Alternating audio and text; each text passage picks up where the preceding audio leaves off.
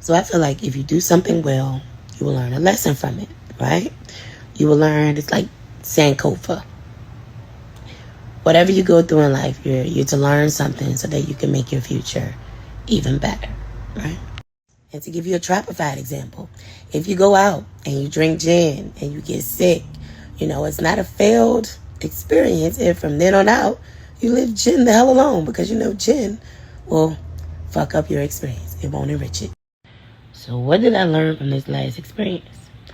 I learned to not let people what next you to death. What next you to death? It doesn't only happen in business. It happens in life.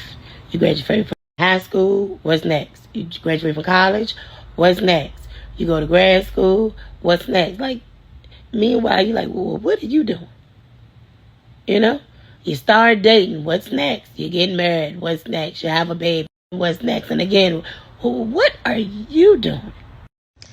And I know that people don't always what next you with malicious intent, but I don't think they realize, so this is to you what next is to, don't think you realize how overwhelming that can be to someone. Because what next usually doesn't follow up with the how can I help. They don't usually come together.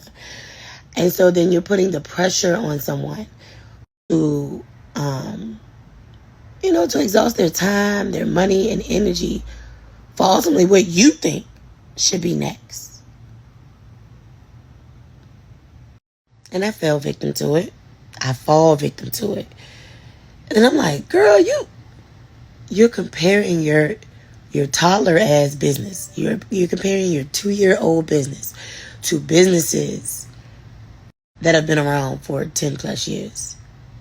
Don't do yourself like that. Don't do that to yourself. Cause you don't know what steps, what sacrifices. You don't know what the process was for that business. And their process is not yours, it's just yours and not theirs. So yeah. Minimize your distractions so you're not distracted by the what nexters as you figure out what the process is for you, what God has for you, and take the time to, just sit in the things you have accomplished, big and small, because that shit matters, I'm all about the spirit of gratitude, and it's hard to be thankful when somebody's always trying to push you to, that's not enough, or you didn't do enough, or that's cool, but wasn't it? Yeah, and again, that applies to relationships, everything. Don't look at somebody's 10 and expect yourself to have it at your 2. So yeah, that's the lesson. I just shut the hell up and do what I do now.